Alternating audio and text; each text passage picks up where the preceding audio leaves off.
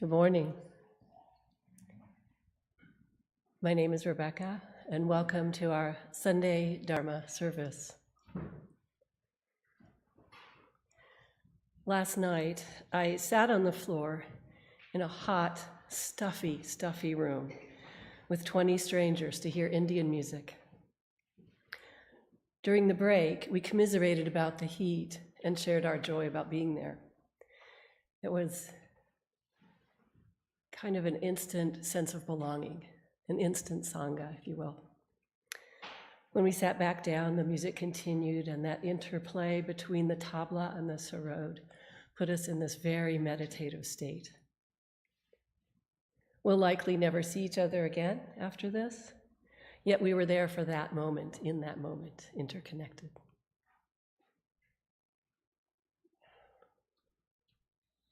So let's begin the service today by reciting the essential dharmas of daily practice on page 11.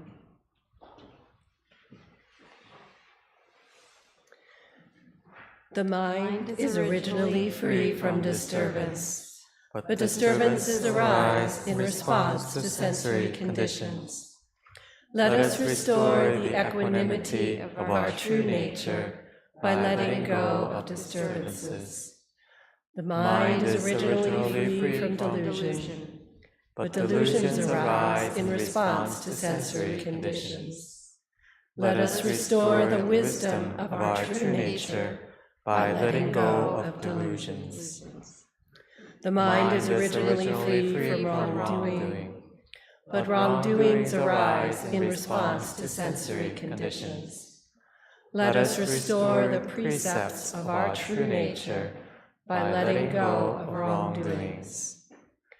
Let us replace disbelief, greed, laziness, and ignorance with belief, zeal, questioning, and dedication. Let us turn resentment into gratitude. Let us turn dependency into self-reliance. Let us turn reluctance to learn into willingness to learn well. Let us turn reluctance to teach into willingness to teach well. Let us turn lack of public spirit into eagerness to serve the good of all. And today, one of the founding practitioners of this temple and our Dharma friend, Patty Daniel Huatawanim, is going to share her reflections on a Dharma Talk, Belief in an Afterlife. So now let's please stand up behind your mat, and Reverend Sean will lead us in Qi Gong.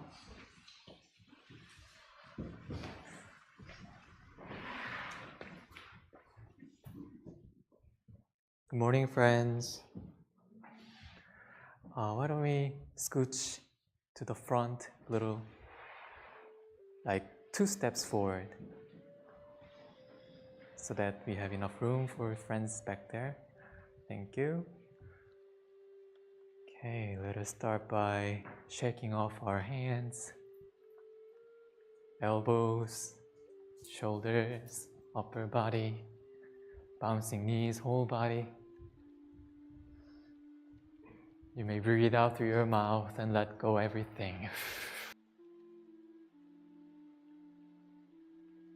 away.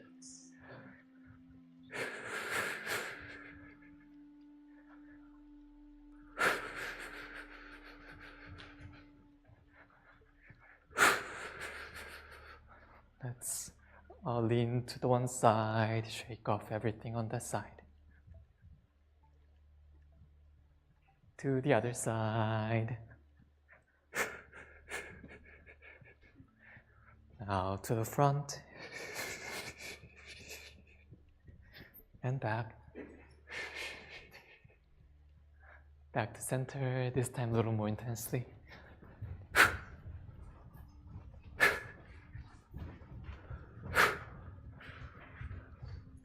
And slowly stop. You may close your eyes. Breathe in and out nice and easy. Feel your fingers, hands.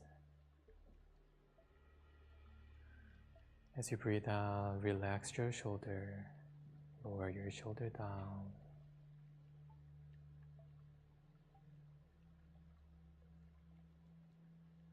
Good. Let's put our feet grounded, shoulder width apart. Commencing, breathe in, breathe out. Imagine there's a floating log in front of you. You push it down. It comes up, floats again.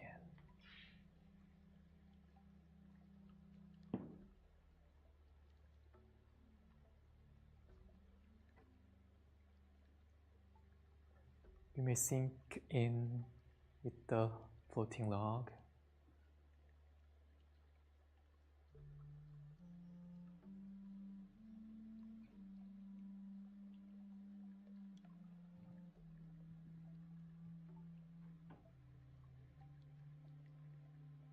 One more time.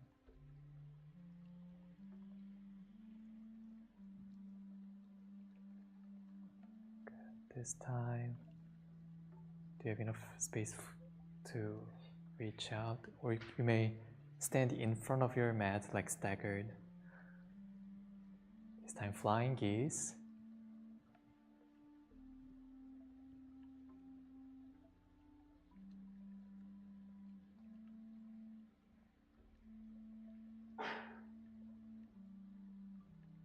You may move your body as little or as much as you can, as your body and energy allows. Let's fly free in the sky. No resistance, no obstacles.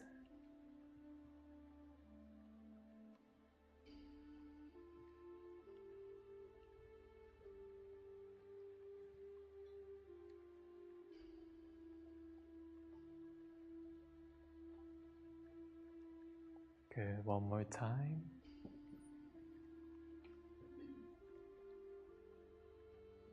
This time, let's turn to one side. And we may shift our weight front and back with your arms moving. Hummingbird.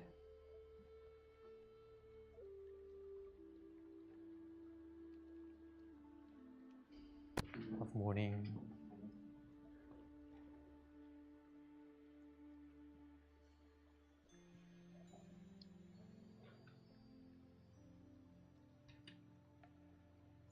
Gather energy towards you.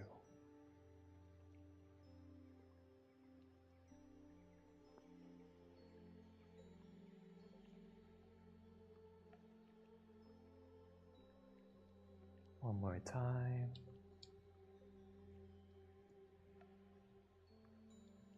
Let's turn to the other side.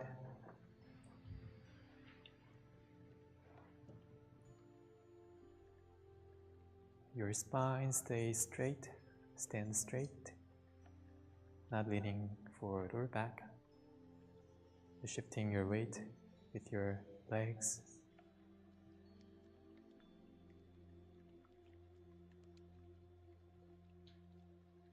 Gather energy towards you.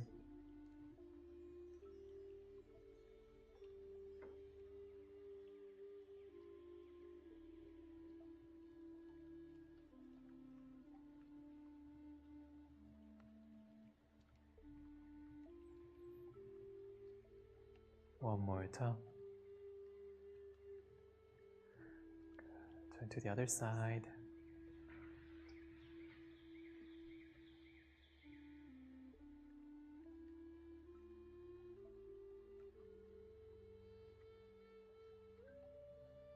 Let's facing center.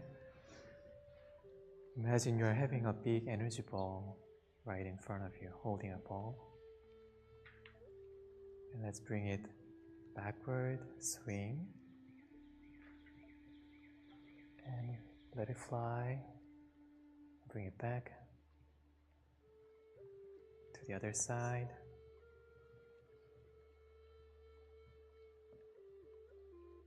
Turn your torso with your hands.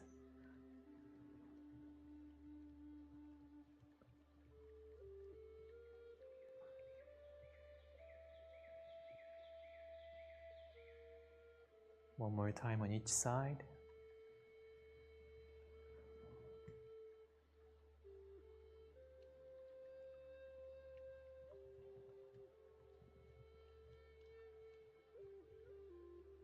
This time turn to one side. Touch the ocean into the sky.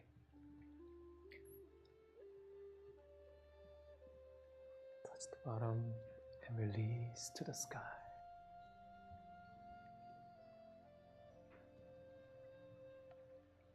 Grasp your body energy. Release.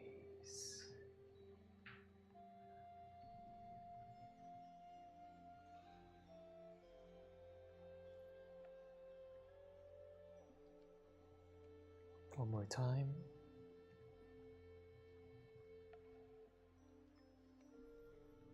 And to the other side.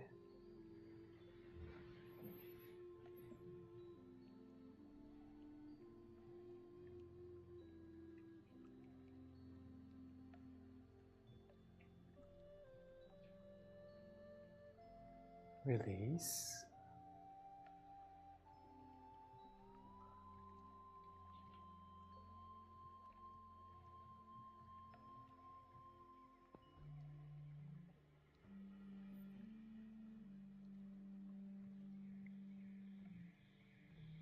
Good.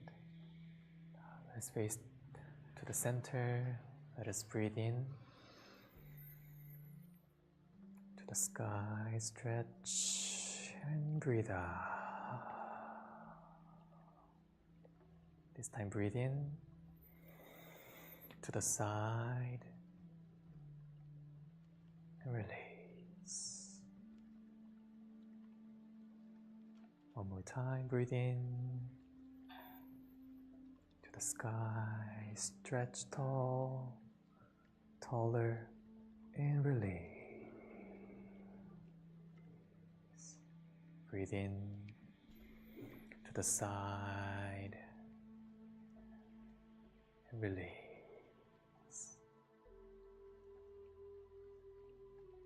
Now, let's offer 4 bows, either standing or full bows. You may stand back of your mat and use it as knee padding.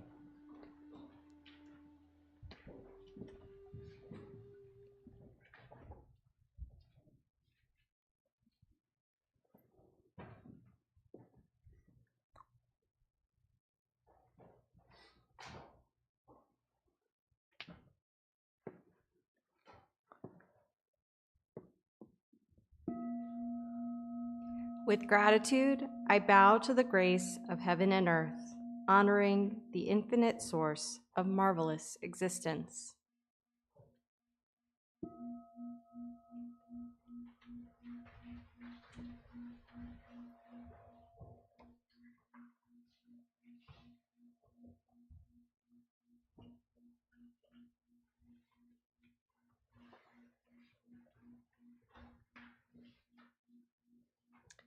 With gratitude, I bow to the grace of parents, ancestors, and everyone who has given me life and nurtured me.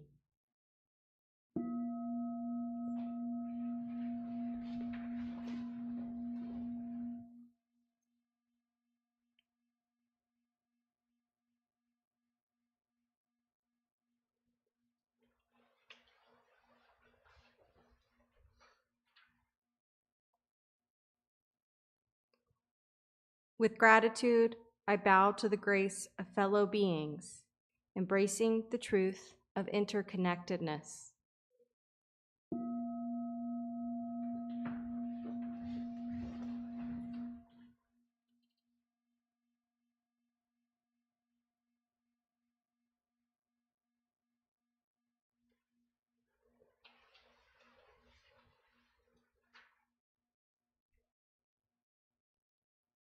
With gratitude, I bow to the grace of laws, which guides us to develop justice and freedom through Dharma and universal principles.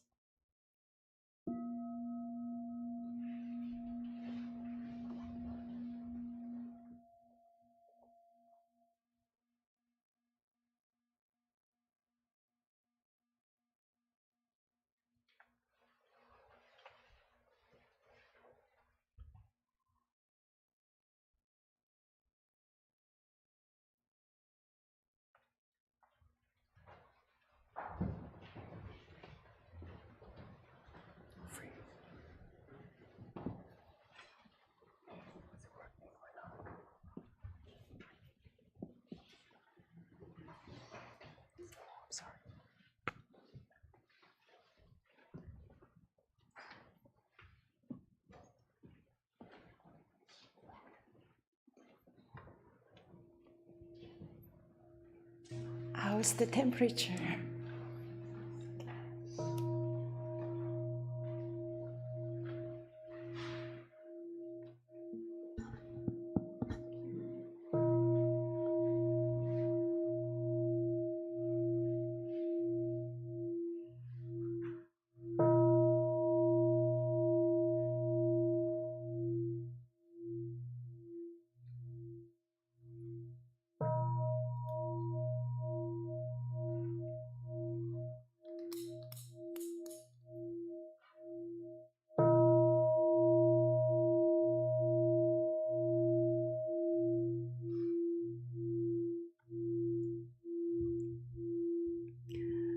Good morning, friends. It's good to meditate with you this morning. We have friends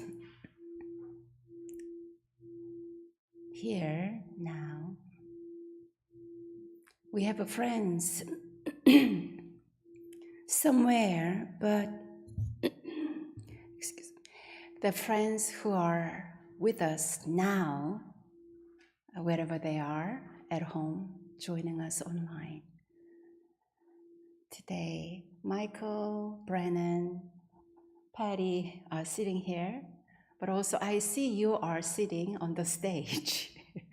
You are sitting on stage of a meditation. We often say meditation is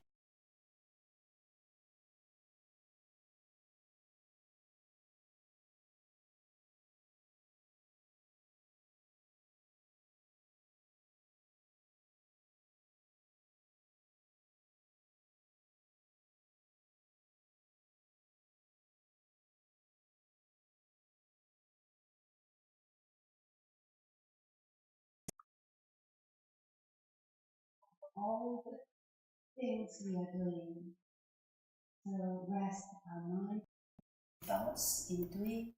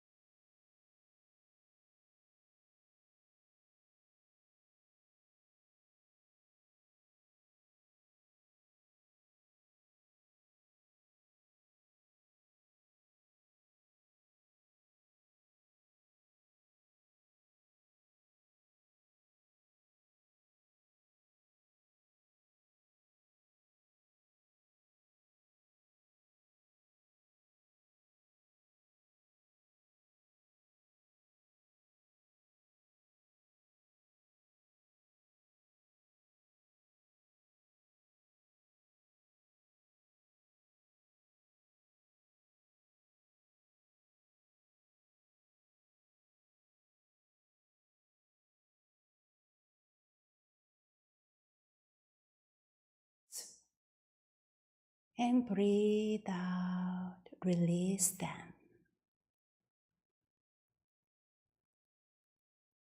Wow, I feel really peaceful because you're feeding that energy of simply letting go. Meditation is simple and easy. We can do it, we can enjoy it. Simply breathe in, grab any tension, uneasiness, worries, wandering thoughts. Imagine you're really grabbing them, and then exhale, release. When you do this twice, 3 times, 10 times, each time your body feels more relaxed, the wavelength of your busy mind becomes calmer and calmer. Whenever thoughts come back, try to play with you, then hey, dear thoughts, today, this morning is a special vacation for my mind. I'm going to release you and I will talk to you later. Take a deep breath in and gently, firmly hold any wandering thoughts, and then breathe out. With your sincere, dedicated, focused mind, makes a huge contribution to your friend's practice right next to you in this space, and also with a shared space with our Cloud Sangha online friends.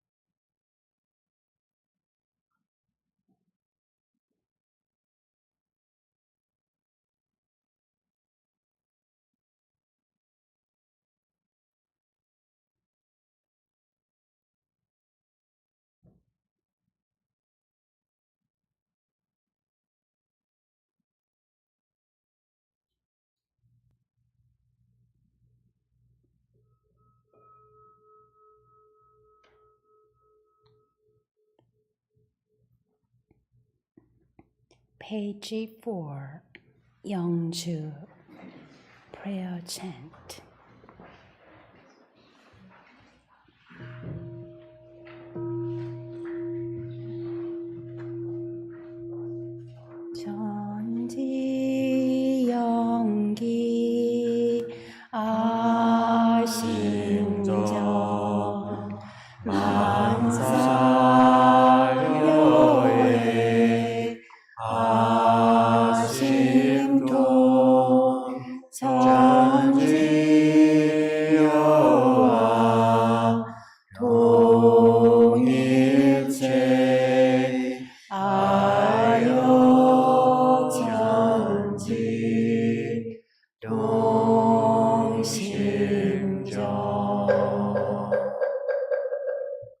천지 영기 아심정 만사요에 아심동 천지여와 동일체 아여 천지 동심정 천지영기야심정 만사요의 아심정 천지여와 동일체 아여 천지동심정 천지영기야심정 만사요의 아심정 천지여와 동일체 아여 천지동심정 천지영기야심정 만사요의 아심정 천지여와 동일체 아여 천지동심정 천지영기야심정 만사요의 아심정 천지여와 동일체 아여 천지동심정 천지영기야심정 만사요의 아심정 천지여와 동일체 아여 천지동심정 천지영기야심정 만사요의 아심정 천지여와 동일체 아여 천지동심정 천지영기야심정 만사요의 아심정 천지여와 동일체 아여 천지동심정 천지영기야심정 만사요의 아심정 천지여와 동일체 아여 천지동심정 천지영기야심정 만사요의 아심정 천지여와 동일체 아여 천지동심정 천지영기야심정 만사요의 아심정 천지여와 동일체 아여 천지동심정. Page 4, Prayer for World Peace. Grace of heaven and earth, grace of parents, grace of fellow beings, grace of laws. O Dharmakaya Buddha, fourfold grace, may we take refuge in Dharma and be filled with compassion and wisdom. May we transform delusion into wisdom, greed into generosity, resentment into gratitude, discord into harmony, and hatred into compassion. May all nations grow and benefit mutually. May the strong help the weak, and may the weak learn and evolve according to Dharma. May all those who have died from world conflicts and disasters be delivered through all obstacles and be at rest. May there be peace throughout the world, and may all beings enjoy tranquility and happiness, living in their original true nature. This we pray with our whole hearts. 원하옵니다. 원하옵니다.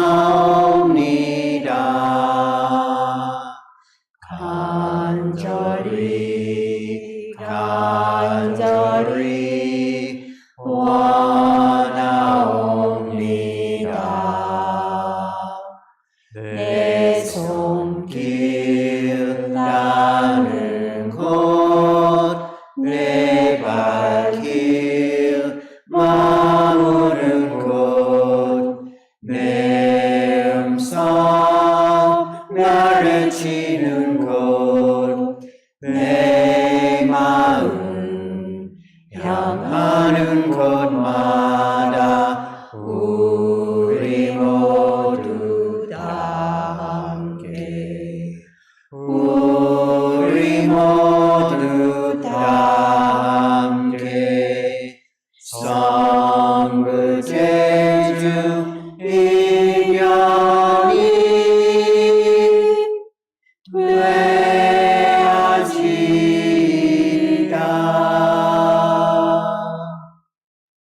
preach and pray, sincerely and truly, where my hands touch the world, where my feet walk on the earth, where my voice echoes through the hills, and in all realms where my heart and mind reach, that we all together share true affinity for attaining great enlightenment and for helping all living beings.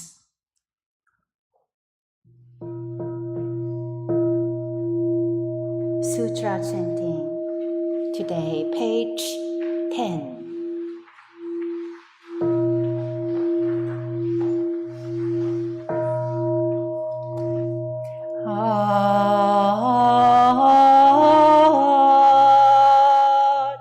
Sutra.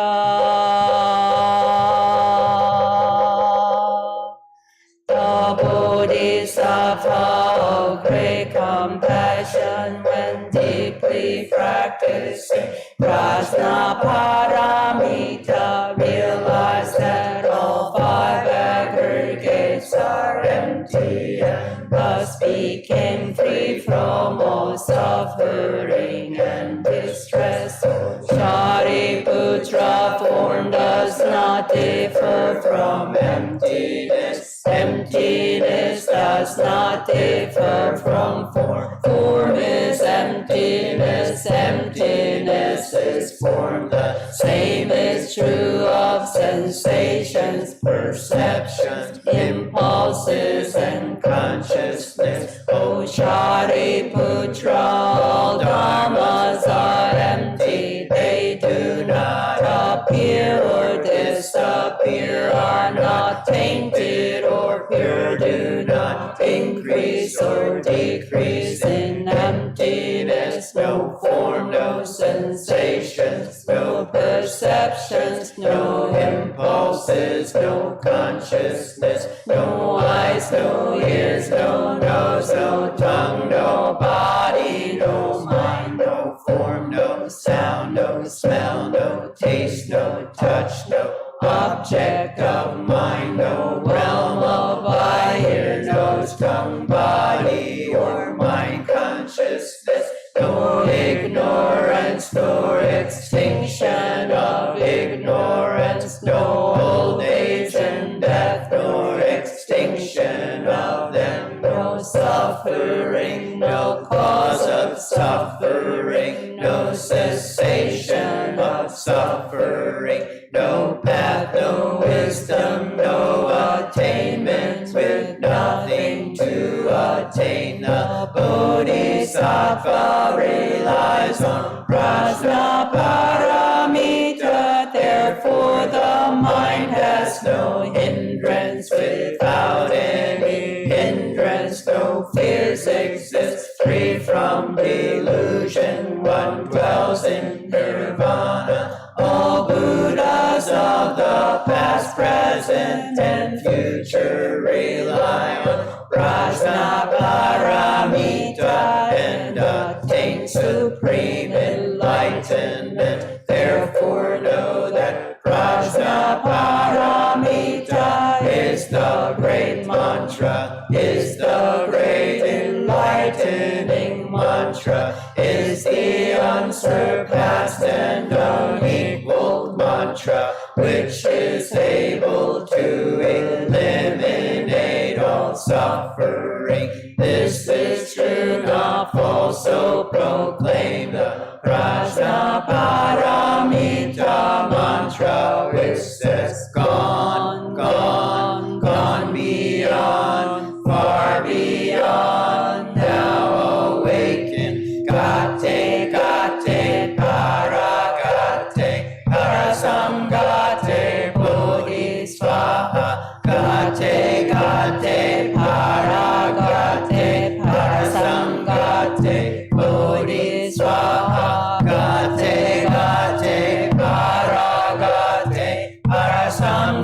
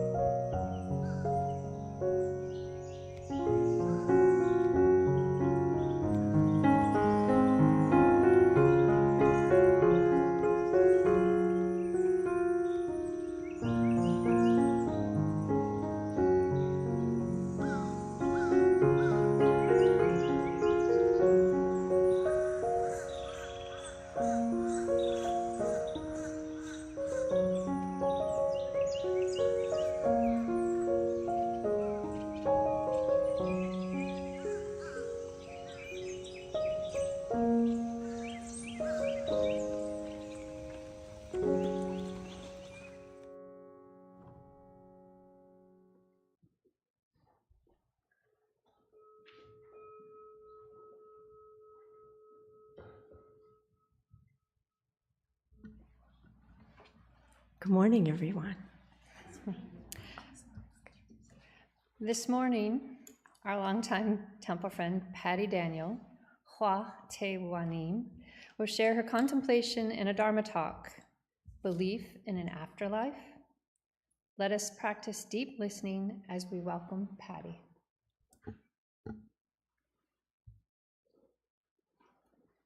Good morning to everyone here, and as well as to our friends joining us online.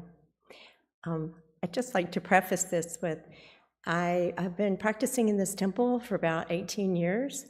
I grew up in the South, and other than a background hum of Christianity in the Bible Belt, I came to this temple with no prior spiritual practice. This year, we've been drawing inspiration for our Dharma talks from chapter 3 in the scripture of the founding teacher, Master Soto-san.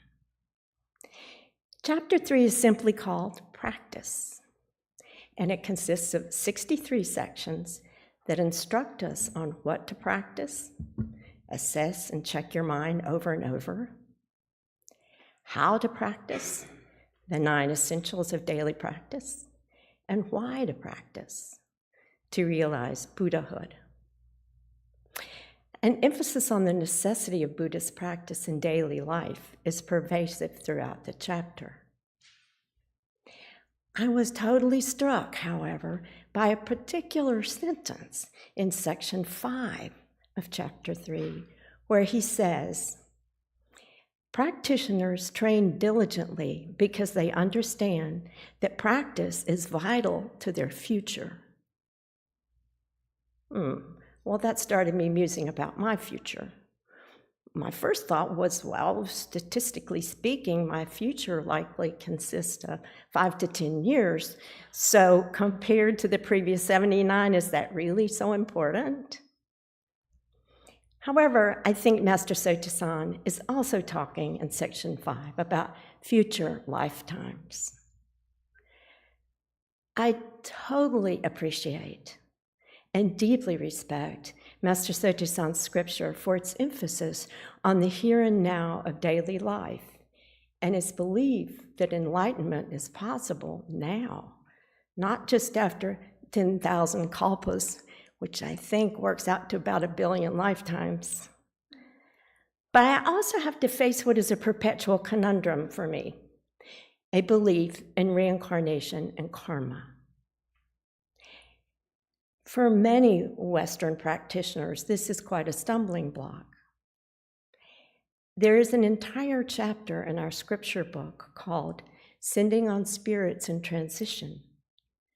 It has 38 sections and is quite specific about how to send spirits on to their next lifetime. In our deliverance ceremonies, we verbally exhort the person who has died to let go of their attachments to this life in order to move on to the next one. My discomfort with that chapter is sometimes almost overwhelming. For me, the concept of an afterlife, or as we say in Buddhism, a favorable or unfavorable rebirth, for me, it is not something I can understand because it is not science compatible.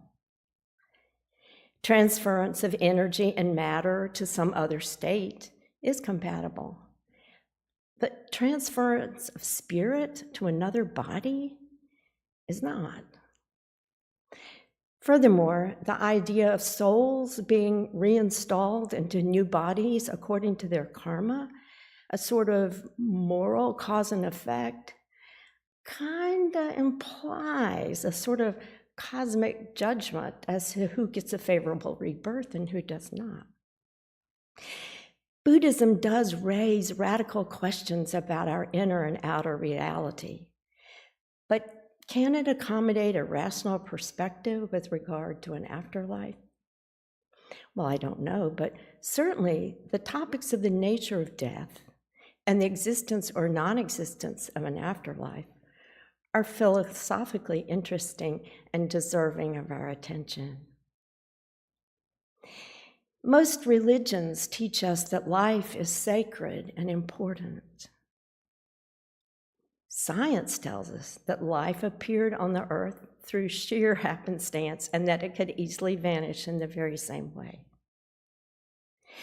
You know those pale blue dot photographs from the Voyager 1 spacecraft? It was this tiny little azure blue dot from way out in space, just alone in the midst of gray and black. They were quite stunning photographs and really kind of entered in a lot of people's consciousness. But I think those pale blue dot photographs have led many of us to believe that we on Earth are somehow special and that our existence is somehow miraculous. But our solar system is an infinitesimally small part of even the known vastness of space, and we are likely not unique or alone. This is not particularly comforting for most people, but for me, it seems quite lovely. An image of personal and earthly insignificance is somehow liberating, as close as I can get to understanding the Heart Sutra with its emphasis on emptiness. No eyes, no ears, no nose, no tongue, no body, no mind. Yes. Of course, the belief in an afterlife is simply that, a belief, an unvalidated and unvalidatable belief. Some would argue that if it makes a person feel better in their present life, well, where's the problem? Buddhism teaches us that we have no permanent self or soul.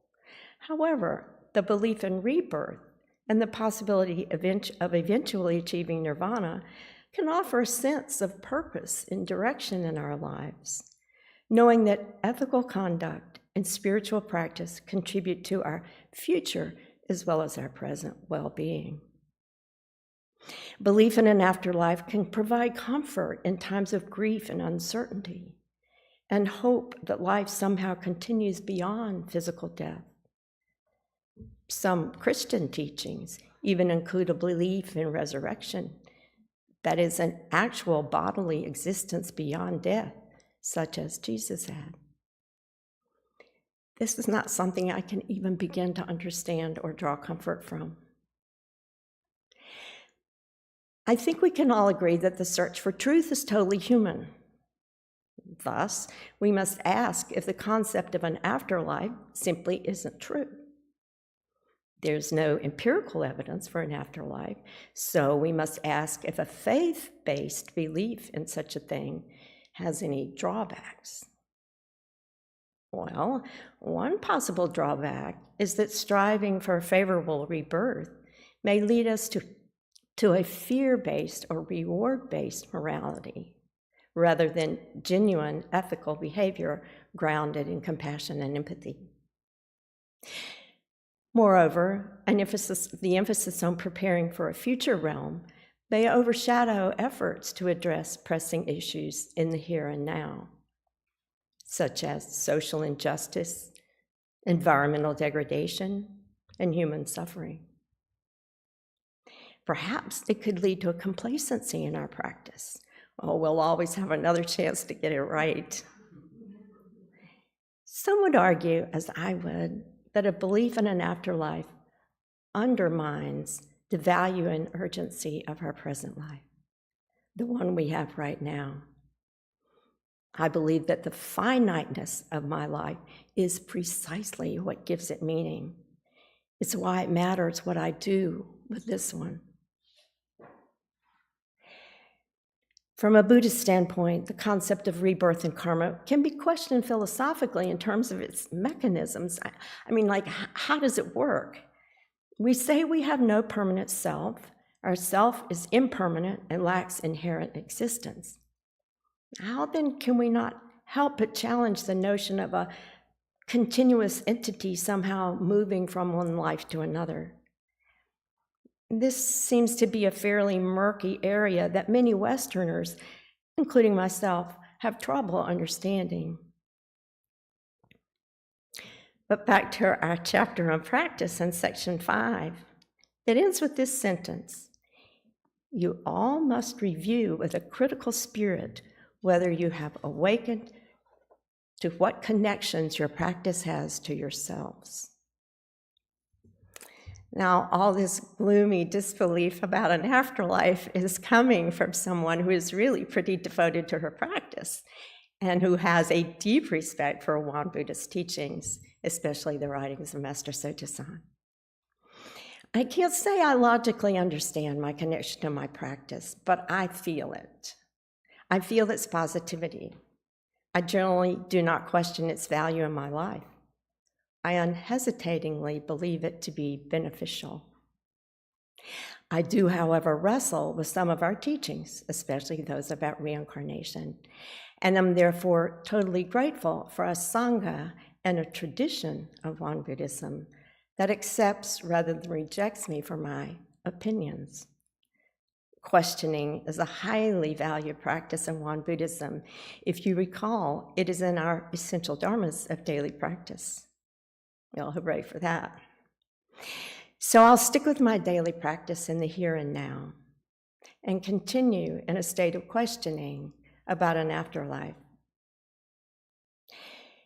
As for my belief or disbelief in an afterlife, my belief or disbelief in miracles, I try to simply recognize my thoughts and, most importantly, my prejudices, and take a more expansive view. I'll end with my favorite quote from Wendell Berry, who said, "The miraculous is not extraordinary. Turning water into wine was, after all, a very small miracle. We forget the greater and still continuing miracle by which water, with oil and sunlight, is turned into grapes." Thank you. Thank you, Patty, for your talk. I know Patty comes from a nursing background and I come from a science background, so this skepticism and wanting to know, like, concretely what's happening, I think is wired into both of us. And I know there's physicists out there, they're studying, they know what happens like in the first 2 nanoseconds after the Big Bang. And there are neurologists studying, what happens to the brain and the body, like after a person dies. And they've found like these cascades of serotonin and dopamine. And so they've postulated that maybe that's the stream of consciousness that's getting, something's happening there. So there's all these things. I know we're all grasping for like answers, but I remember I read years ago that the Shakyamuni Buddha said, don't drive yourself crazy with all these questions. We don't know where we came from. We don't know where we're going to go. It's this moment. This moment is all you have. So you can spend your life thinking about where your body's going to go or your spirit's going to go, or you can just live in the moment. And so that's kind of, I think, where Patty and I have kind of both landed, is like, I'm not going to know. We're not going to know. Even though there's like over 800 million people who have died, we're not going to know. We just have to live in this moment. So with that, let's say, friends online at home, if you would like to take the next few minutes, you're welcome to share your takeaways from Patty's talk in the live chat, or just quietly reflect on what she's spoken about.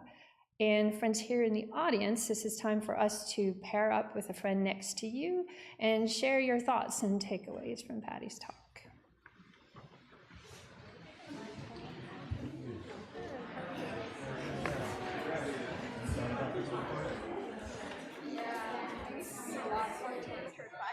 Really?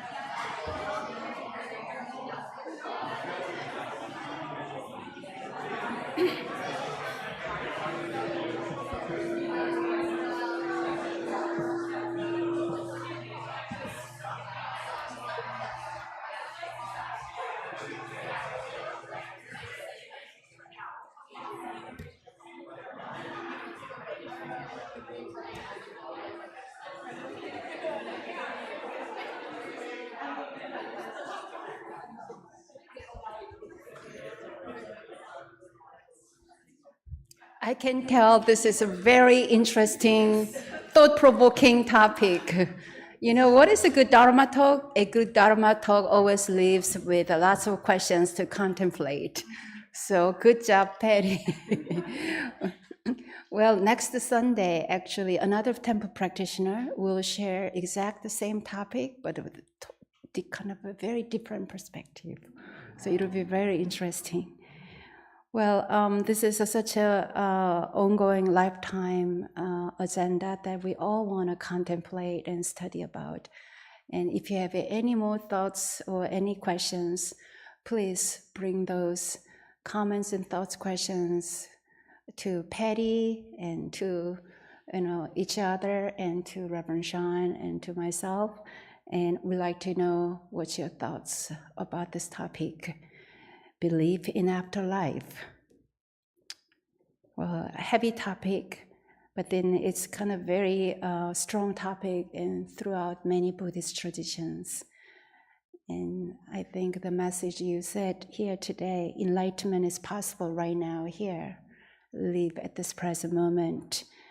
And favorable, unfavorable, that part, it makes me think, wow, we human beings likes happiness, but we don't like suffering. So if you experience suffering in this lifetime, if there is a next lifetime, I don't want to have the same suffering. So I want to use my speech, thoughts, actions, mindfully, skillfully, compassionately, if that can cause somehow less suffering, more liberation next lifetime. Why not? Well, today I want to introduce my beloved, lovely niece, Sophie. She's visiting us. Please welcome Sophie. Hi, this is Sophie. Nice to meet you. And it's great to see you again. I'm from South Korea. My hometown is Unbong. Unbong is a very little town up in the mountains, where both me and my aunt, Reverend Won Gong, were born and raised. I'm now 19 years old and am studying at the nursing school at Jeonnam Tech University in Korea. During my summer break, I'm visiting here to help 교무님s with the children's camp and teen retreat. This is my fourth visit to this temple, but I usually come only in winter. I'm excited to be here in the summer for the first time. I'm going to stay until mid-August. I like eating delicious food and watching K-dramas. I love to take pictures of nature, friends, and good food. I'm shy, so it is not easy for me to approach people. But maybe you could approach me because I'd like to get to know you. I look forward to spending time with you all this summer. Thank you.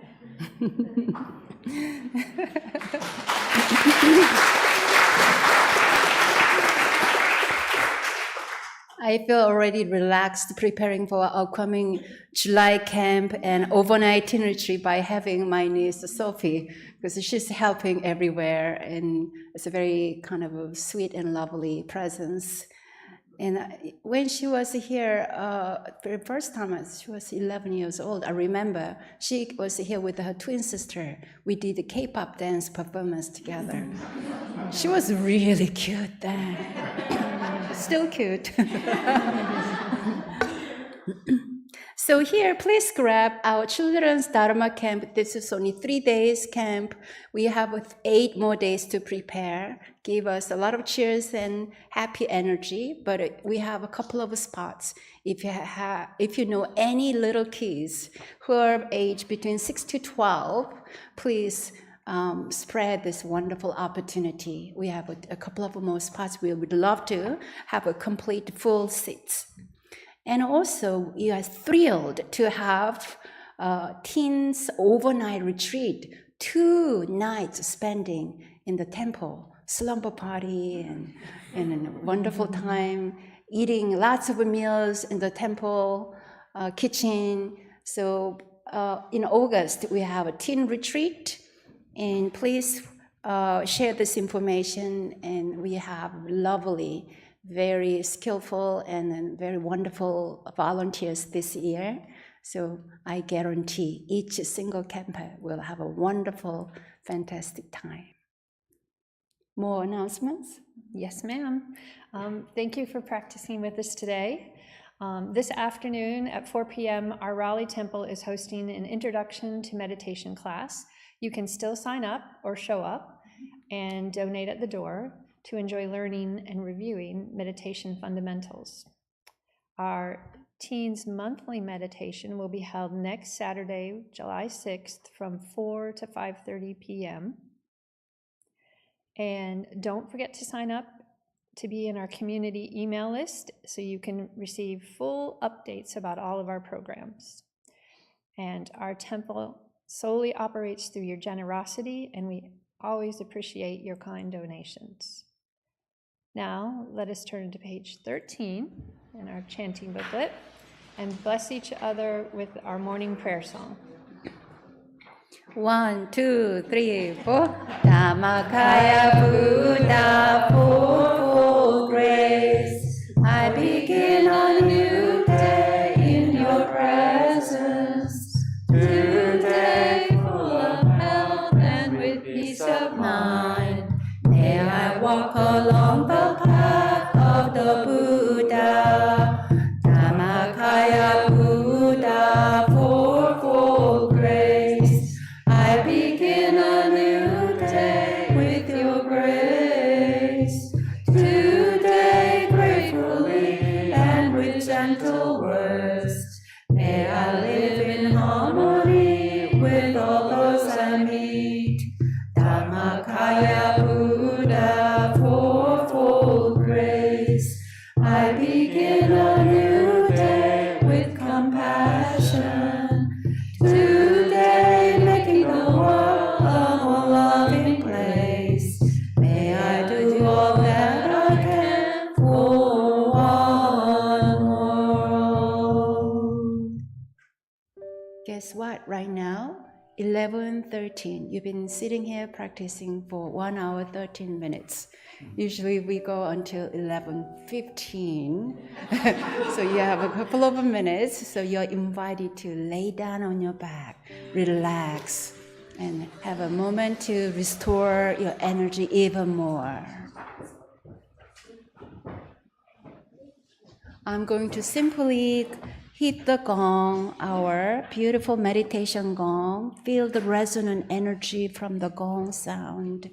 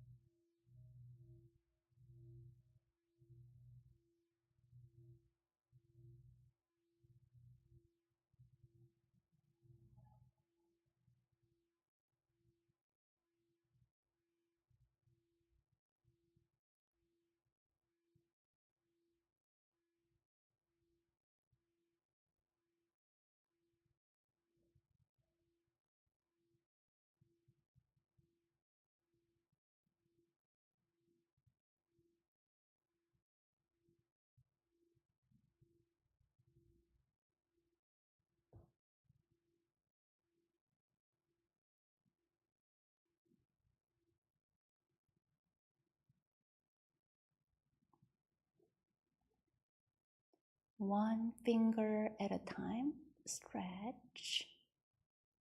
One toe at a time, stretch. And each section of our back, spine, each vertebra, stretch.